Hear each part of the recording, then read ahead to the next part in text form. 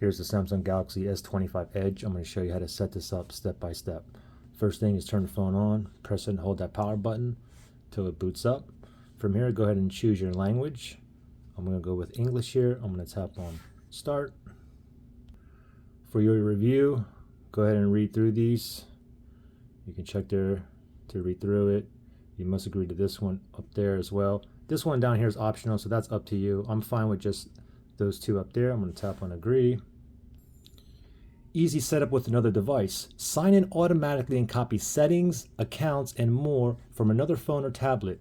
Keep your other phone or tablet nearby and unlocked, okay? So you can copy your settings if you have another Galaxy phone or an Android device, another phone or another tablet, even iPhone or iPad, or you can set up manually, all right? For myself, I'm going to set up manually. This is going to be a fresh new install for me. Going to connect to my Wi-Fi here. You can always skip and go back, but I'm under my Wi-Fi now, so I'm going to put in my Wi-Fi password.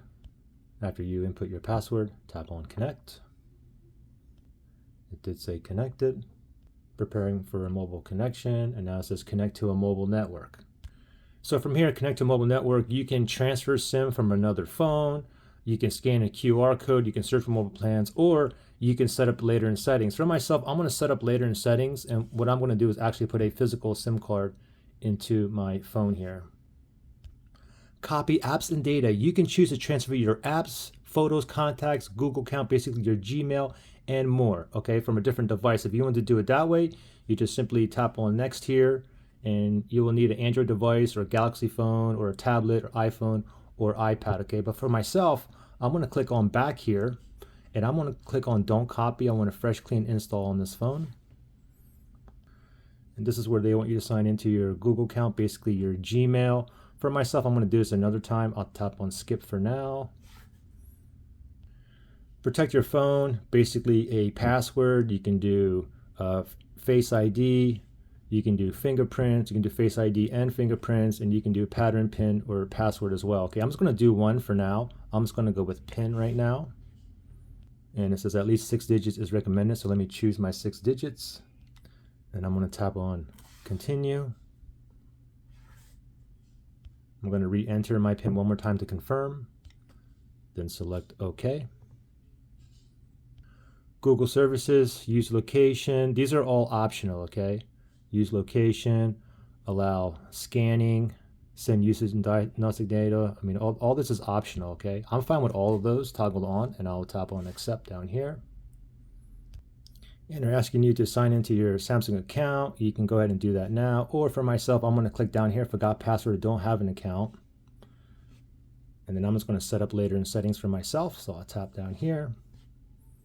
And here are the reasons why you would want to use a Samsung account, FYI. But I'll sign in another time. For now, I'm going to go ahead and skip that. Samsung service legal information, terms and conditions.